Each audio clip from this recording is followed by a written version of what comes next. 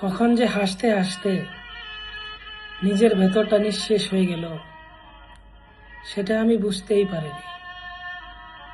জীবন বারবার এমন মোড়ে এনে দাঁড় করিয়েছে যেখানে প্রতিটি সিদ্ধান্তের শেষে অপেক্ষা করেছে হারিয়ে যাওয়া, ভেঙে পড়া আর নিঃশব্দ কান্না।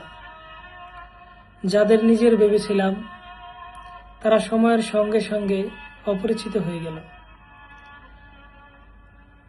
আর যেসব স্বপ্ন বুকের ভেতর যত্ন করে রেখেছিলাম সেগুলোও একে একে বাস্তবতার কাছে হার মেনে গেল। আজ আর কারোর প্রতি কোনো অভিযোগ নেই, কারণ বুঝে গেছি কিছু মানুষ জন্মায় গল্পের সুখী অধ্যায় হওয়ার জন্য, আর কিছু মানুষ শুধু অন্যদের গল্পে কষ্টের উদাহরণ হয়ে থেকে যায়। তাই এখন আর নিজের ব্যথার কথা কাউকে বলি না, শুধু নীরবে বেঁচে থাকি।